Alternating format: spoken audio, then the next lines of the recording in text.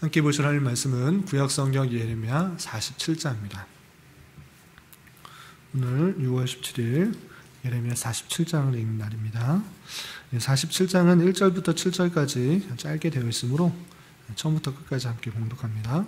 구약성경 예레미야 47장 1절부터 7절까지 말씀, 구약성경 1127쪽 전후를 보시면 되겠습니다. 1절부터 7절까지 함께 봉독합니다. 바로가 가사를 치기 전에 블레셋 사람에 대하여 선지자 예레미야에게 임한 여호와의 말씀이라. 여호와께서 이와 같이 말씀하시되, 보라, 물이 북쪽에서 일어나 물결치는 시내를 이루어 그 땅과 그 중에 있는 모든 것과 그 성읍과 거기에 사는 자들을 휩쓸리니 사람들이 부르짖으며 그 땅 모든 주민이 울부짖으리라. 군마의 발굽 소리와 달리는 병거 바퀴가 진동하는 소리 때문에 아버지의 손맥이 풀려서 자기의 자녀를 돌보지 못하리니, 이는 블레셋 사람을 유린하시며 두로와 시돈에 남아있는 바 도와줄 자를 다 끊어 버리시는 날이 올 것임이라. 여호와께서 갑돌섬에 남아있는 블레셋 사람을 유린하시리라. 가사는 대머리가 되었고 아스글론과 그들에게 남아있는 평지가 잠잠하게 되었나니 내가 내 몸 베기를 어느 때까지 하겠느냐. 오라 여호와의 칼이여, 내가 언제까지 쉬지 않겠느냐. 내 칼집에 들어가서 가만히 쉴지어다. 여호와께서 이를 명령하셨은즉 어떻게 잠잠하며 쉬겠느냐. 아스글론과 해변을 치려하여 그가 정하셨느니라 아니라. 아멘. 네, 감사합니다. 오늘 말씀 읽기 본문은 예레미야 47장입니다. 우리가 어제 살펴본 것과 같이 예레미야 46장부터 51장까지는 열방에 대한 하나님의 심판 선언이 나와 있는 것입니다. 그래서 어제 46장에서는 제일 먼저 애굽에 임하게 될 심판에 대해서 살펴보았고, 오늘 47장에서는 블레셋에 임할 하나님의 심판 선언이 나와 있는 것입니다. 그 말씀을 통해 오늘 어떤 것들을 깨달을 수 있는지 좀 살펴보도록 하겠습니다. 우선 1절에서 보면 바로가 가사를 치기 전에 있습니다. 바로가 가사를 치기 전에 분명한 시기가 나와 있는데, 바로가 가사를 치기 전에 언제인가라고 할 때 성경학자들은 이때를 BC 608년, 그러니까 애굽의 바로가 바벨론을 치러 올라가기 위해서 북진하던 그때를 이야기하고 있습니다. 그래서 바로가 가사를 치기 전에는 BC 608년인데, 가사라는 지역은 어디인가라고 할 때 블레셋과 거의 맞닿아 있는 그런 지역입니다. 블레셋 또는 가사, 거의 같은 지역 또는 그 근처 지역이라고 할 수 있는데, 그때 애굽이 가사를 치기 전에, 그러니까 남쪽에 있는 나라가 바벨론을 치기 위해서 지나가야만 했던 그런 장소가 이 가사인데, 이 가사를 치기 전에라는 것은 애굽의 바로 왕이 바벨론을 치기 위해서 북진하였던 BC 608년경을 뜻하는 것이다 라고 생각하고 있습니다. 그러니까 구체적으로 BC 608년 전, 실제적으로 가사에도 머물고 있고 그 근처에 머물고 있던 블레셋이 애굽에 의해서 공격을 당하기 전, 그 전에 하나님께서 이 블레셋에게 임할 하나님의 말씀이 남아 있는 것입니다. 그래서 바로가 가사를 치기 전에 블레셋 사람에 대하여 선지자 예레미야에게 임한 말씀, 여호와의 말씀이라고 할 때, 이 가사라는 나라가 치김을 당하기 전엔 온전한 상태일 때 하나님께서 심판이 예언되어 있다. 블레셋에 관한 심판이 예언됐다. 이렇게 보시면 되겠습니다. 어떤 심판이 나와 있는가를 먼저 살펴보기 전에, 이 블레셋이라는 나라는 그럼 과연 어떤 나라인가 할 때 여러분 갖고 계시는 말씀 읽을 책자에 아주 잘 정리되어 있습니다. 요거부터 좀 살펴보고 넘어가겠습니다. 58페이지 보면 블레셋 이렇게 나와 있습니다. 1번 보면 블레셋 되어 있는데 블레셋이 어떤 나라인가, 어떻게 기록되어 있는가, 어떤 관계가 있는가 잘 정리되어 있는데 첫 번째 보면 블레셋에 대한 최초의 언급은 언제인가 라고 했을 때 창세기에부터 나옵니다. 창세기에 여러 족속들이 설명되어 있는데 그때 벌써 이 블레셋이라는 언급이 나오는 것입니다. 그래서 창세기 10장 14절에 보면 비두루심과 가슬루힘과 갑도림을 낳았더라. 가슬루힘에게서 블레셋이 나왔더라 라는 창세기 10장 14절이 있는데 거기서부터 블레셋이 언급되고 있는 것입니다. 그래서 이 블레셋은 함의 후손이다 라는 것들을 알 수가 있는 것입니다. 그렇다면 이 블레셋과 이스라엘 나라와의 관계는 어땠는가? 2번을 보시면 이스라엘이 애굽에서 나올 때, 출애굽할 때 벌써 이 블레셋이라는 나라는 강하다라는 것을 알 수 있습니다. 왜냐하면 하나님께서 출애굽한 이스라엘 백성들에게 블레셋이 거하고 있는 그 땅으로 가지 말고 돌아가라라는 그런 말씀을 해주셨던 것입니다. 출애굽기 13장 17절에 보면 바로가 백성을 보낸 후에 블레셋 사람의 땅의 길은 가까울지라도 하나님이 그들을 그 길로 인도하지 아니하셨으니 이는 하나님의 말씀하시기를 이 백성이 전쟁을 하게 되면 마음을 돌이켜 애굽으로 돌아갈까 하셨습니다 라고 되어 있습니다. 그러니까 출애굽기에도 이 블레셋이 등장하고 있는 것입니다. 그런데 하나님께서 출애굽시키신 이후에 그 땅을 블레셋 땅으로 곧바로 들어가지 않도록 하셨는데 그 이유가 무엇인가?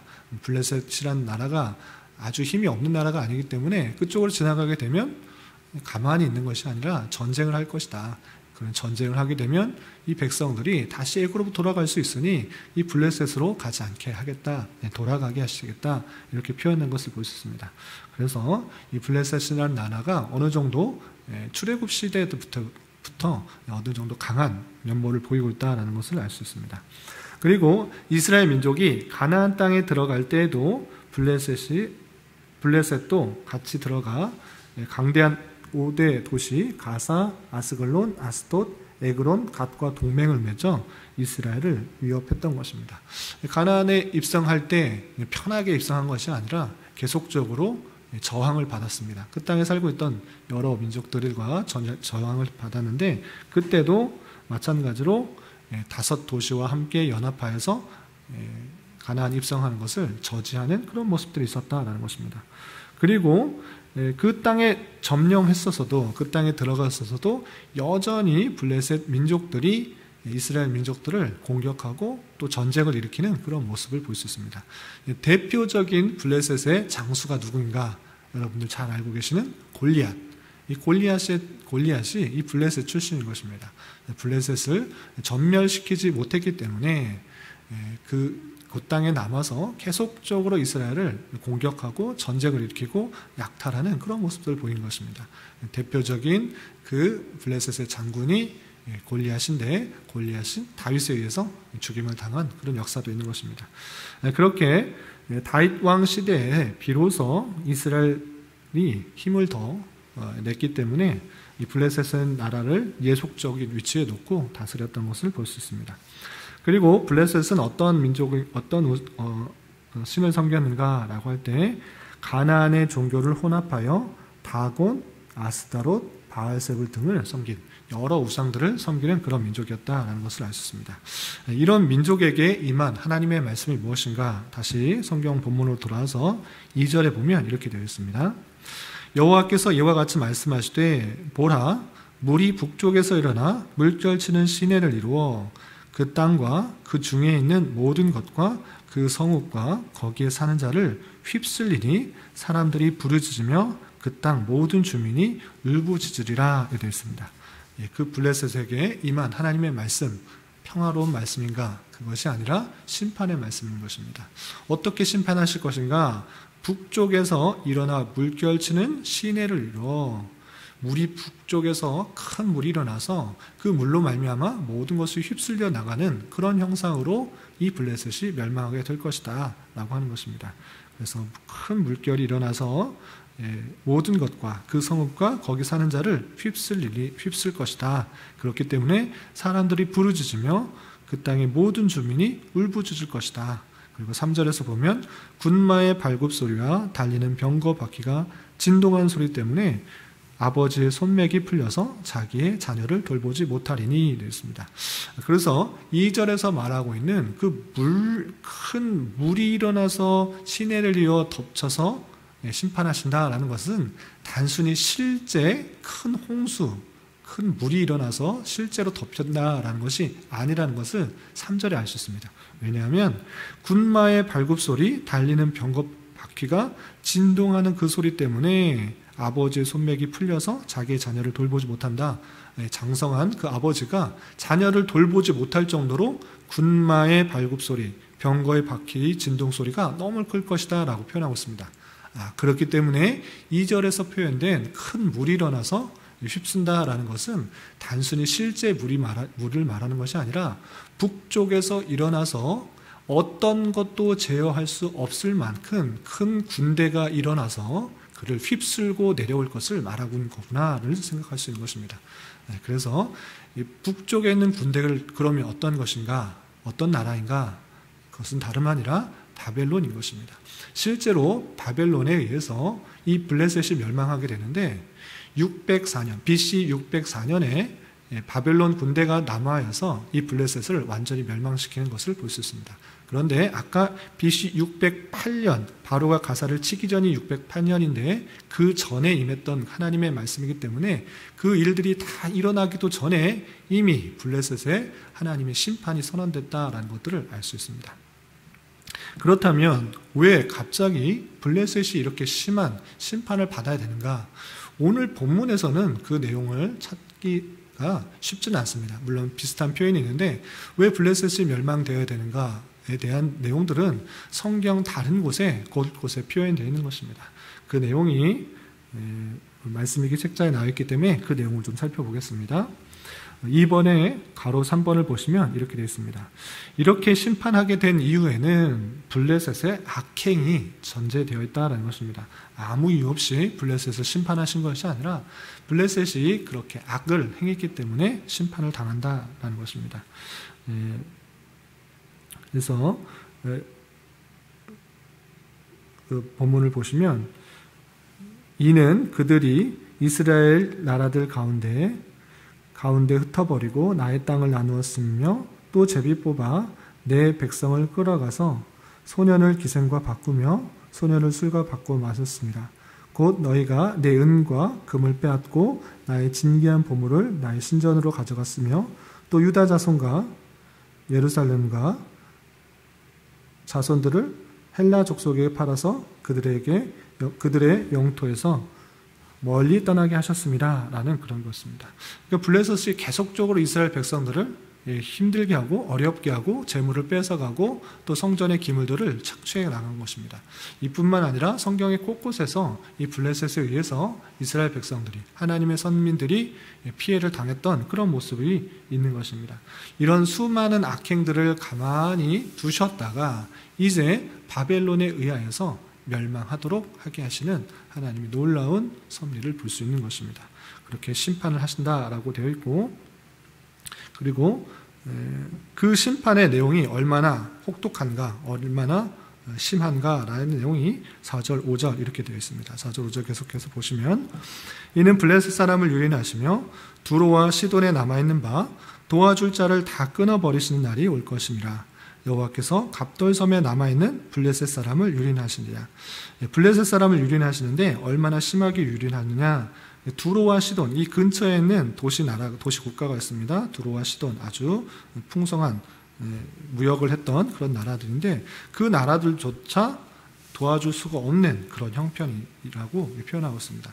그리고 여호와께서 갑돌섬에 남아있는 이라고 했을 때 이 갑돌섬은 그 지중해에 있는 크레타섬, 그레데 섬을 뜻하는 것입니다. 이 블레셋에 원래 살고 있던 곳이 어딘가 성경학자들은 이 그레데 섬에서 이주해 왔던 사람들이 이 가사와 그 주변에 살고 있는 블레셋 사람이라고 생각하는 것입니다. 그래서 갑돌섬에 남아있는 블레셋 사람조차 하나님께서는 심판하시겠다 유린하시겠다 이렇게 표현하고 있는 것입니다. 그리고 5절에서 보면 가사는 대머리가 되었고 아스글론과 그들에게 남아있는 평지가 잠잠하게 되었나니 내가 내 몸 베기를 어느 때까지 하겠느냐 라고 되어 있습니다. 가사는 대머리가 되었다. 이게 무슨 뜻인가 라고 할 때 부끄러운 모습을 당하고 있는 그런 가사라는 지역이 형편이 될 것이다 라고 이해하시면 되겠고요. 그리고 아스글론과 그들의 남아있는 평지가 잠잠하게 되었다. 그들이 살고 있는 도시 중에 하나가 아스글론인데 그 도시도 아주 잠잠하게 되어버리는 그런 형편이다라는 것입니다. 그러면서 내가 내 몸 베기를 어느 때까지 하겠느냐라고 되어 있는데 이것이 본문에서 나오고 있는 심판의 원인입니다. 내 몸 베기를 어느 때까지 하겠느냐, 이게 무슨 뜻인가 라고 할 때 아까 말씀드린 것처럼 블레셋 사람들이 다양한 우상을 섬겼는데 그 우상들을 만족시키는 방편이 무엇인가 라고 할 때 자신의 몸을 베고 상하게 해서 그 상한 헌신된 모습 또는 상한 모습, 그 모습을 가지고 신에게 나아가는 그런 모습들이 있었습니다. 그렇게 우상을 숭배하고 있는 그런 모습들, 하나님을 섬기지 않고 우상의 잘못된 모습을 섬기고 있는 그 모습들을 계속적으로 하고 있기 때문에 그것을 지적하고 있는 것입니다. 블레셋 사람들아, 내가 내 몸 베기를 하면서 너희들 우상을 섬기는 그런 모습들 어느 때까지 그렇게 계속 잘못된 길로 나아가겠느냐라고 하면서 그 길 때문에 하나님께서 심판하신다 이렇게 표현하고 있는 것입니다. 그리고 6절 7절에서는 묻고 답하는 것을 통하여서 하나님께서 바벨론을 통하여서 그 도구로 사용해서 그들에게 심판하실 것은 하나님께서 반드시 정한 일이고 아주 심한 일이다라는 것들을 문답을 통해서 역설적으로 표현하고 있습니다. 6절 7절 보면 오호라 여호와의 칼이여 내가 언제까지 쉬지 않겠느냐 내 칼집에 들어가서 가만히 쉴지어다 되어 있습니다. 그래서 오호라 여호와의 칼이여 라고 할 때 여호와의 칼이 무엇인가, 심판의 칼인데 그것은 역사적으로 볼 때 바벨론이라는 나라라는 것을 알 수 있습니다. 이 바벨론이요 내가 언제까지 그렇게 블레셋을 치는 것을 쉬지 않겠느냐, 너 칼집에 들어가서 이제 그만 좀 심판하라 라고 되어 있습니다. 그렇게 말한 것은 그렇게 하도록 하는 그런 것이 아니고 그 심판이 너무나 잔인하고 심하기 때문에 언제까지 그렇게 계속 심판하겠느냐라고 묻는 것입니다. 그렇게 답할 때 7절에서 어떻게 답하는지 보면 여호와께서 이를 명하셨은즉 어떻게 잠잠히 쉬게 되냐라는 것입니다. 그러니까 단순히 그것을 심판을 멈춰라 라고 이렇게 말하고 묻는 것이 아니라 그 심판이 얼마나 심하면 이렇게 그만두지 않겠느냐라고 하는 것입니다. 그런데 그만둘 수 없다라는 그 표현이 왜 그런가? 하나님께서 이를 명하셨은즉 어떻게 잠잠히 쉬겠느냐? 여호와의 칼, 그 심판의 도구, 이 바벨론의 심판이 어떻게 잠잠할 수가 있느냐? 하나님께서 명령하신 거다 이렇게 표현하고 있는 것입니다.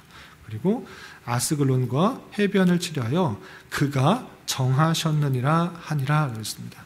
하나님께서 정하셨다. 하나님께서 명령하셨다. 이 심판, 이 블레셋에 관한 심판은 하나님께서 정하신 것이요 명령하신 것이기 때문에 그냥 사람이 불쌍하다고, 사람이 안타깝다고 해서 멈출 수 있는 것이 아니다라는 것들을 보여주고 있는 것입니다. 이 말씀을 통해서 우리는 블레셋 심판의 그 핵심적인 내용을 볼 수 있습니다. 그것은 무엇이었습니까? 하나님을 알지 못하고 우상을 숭배하는 것, 그리고 하나님의 택하신 백성을 괴롭히고 또한 핍박하고 조롱하고 무시하는 그 세상을 대표하는 그런 나라가 이 블레셋인 것입니다. 하나님을 의지하는 것이 아니라 세상의 부와 또 명예와 또 어떤 좋은 것을 뜻하면서 나아가는 그 블레셋의 모습들, 하나님의 택하신 백성들을 무시하고 조롱했던 그런 모습들, 그 나라는 하나님의 정하심에 의해서, 하나님의 명령에 의해서 하나님의 때에 반드시 심판을 받게 될 것을 보여주는 것입니다.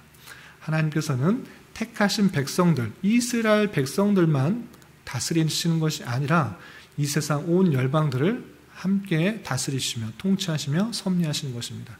그러할 때 하나님을 제대로 알지 못하고 하나님을 온전히 섬기지 못한 그 백성들에게는 하나님의 심판이 있다라는 사실들을 우리는 이 말씀을 통해서 깨닫게 되는 것입니다. 그렇기 때문에 우리는 이 말씀을 대하는 자로서 현재 우리가 당하고 있는 여러 가지 어려움, 그리고 하나님을 알지 못하고 세상과 버타며 자신의 유익만을 추구하는 그 세상 사람들, 하나님을 알지 못하는 사람들에게는 반드시 심판이 있다라는 사실들을 우리는 기억하며 나아가야 될 것입니다. 특별히 선교라는 주제로 한 달을 보낼 때 하나님을 알지 못하고 이 세상을 따라가는 그 사람들에게는 하나님의 정하신 심판이 있다라는 사실들을 안타까워하며, 그 가운데에 하나님의 복음의 말씀을 들어야 할 사람들을 하나님께서 우리를 통해서 전하게 하셨다는 사실을 기억하면서, 내가 하나님의 말씀을 전해야 될 사람은 누구인가? 내가 매일 만나고 또한 근접해서 만나는 사람들 중에 아직도 하나님을 알지 못하여서 이 심판의 형편에 놓여있는 그런 사람은 없는지 되돌아보면서 내 자신을 통해서 복음을 전하고 또 하나님의 택하신 백성을 나를 통해서 되돌아오게 하는 선한 도구로 쓰임받는 은혜가 있어야 될 것입니다. 오늘 하루 살아가실 때, 또는 한평생 살아가실 때 이런 복음 전달자의 역할들을 잘 감당할 수 있는 저와 여러분, 우리 모두가 될 수 있기를 진심으로 기원합니다. 기도하겠습니다. 하나님 아버지 감사합니다. 오늘 말씀을 통하여 블레셋에 대한 악행으로 말미암아 하나님께서 여호와의 칼로서 바벨론을 들어 그 나라를 반드시 멸하실 것이라는 말씀을 대하였습니다. 하나님의 통치하심이 열국에까지 미치는 줄 알아 하나님 앞에 더욱더 겸비하여 하나님께서 원하시는 뜻대로 살아가게 하시고, 하나님을 알지 못하고 그의 백성들을 핍박하고 조롱하는 자들의 최후 심판이 어떠한 줄 알아 당장의 어려움과 힘듦에 대하여 낭망하고 좌절하지 않고 살아가게 하시며, 그들 가운데에 하나님의 택하신 백성이 있는 줄 알아 말과 또 행동으로 하나님의 복음을 잘 전할 수 있는 저희 모두가 되게 하여 주시옵소서.